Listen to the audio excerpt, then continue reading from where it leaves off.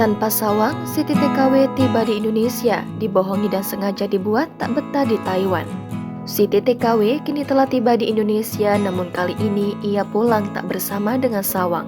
Diketahui, Siti TKW berangkat dari Taiwan kemarin pada Kamis 13 Juli. Siti yang seharusnya dijadwalkan kembali pada tanggal 20 Juli itu pun memutuskan untuk mempercepat kepulangannya ke Indonesia.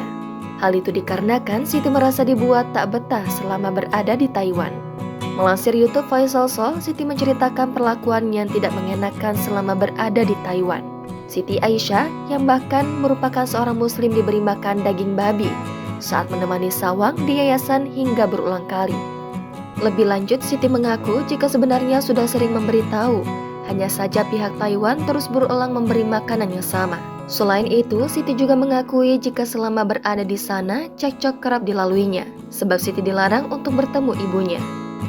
Padahal ibu kandung Siti ingin bertemu hanya sekedar membawakan makanan untuk anaknya.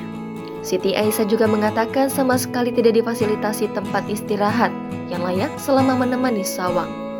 Sesampainya di Taiwan pada tanggal 7 Juli, Siti TKI ditempatkan di sebuah rumah sakit. Bahkan sekedar ucapan terima kasih pun tidak disampaikan pemerintah Taiwan ke Siti TKI. Padahal selama 4 tahun ini, Siti merawat sawang dengan penuh kasih sayang.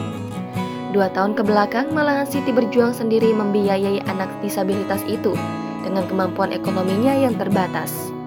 Hal itu dikarenakan Siti tak lagi mendapat kiriman uang untuk biaya sawang dari ayahnya di Taiwan. Sebab 2 tahun lalu, ayah sawang yang merupakan majikan Siti saat di Taiwan itu sudah meninggal dunia. Setelah semua perjuangan dan kasih sayang yang diberikan Siti kepada warga negara Taiwan itu, ia malah diperlakukan seenaknya.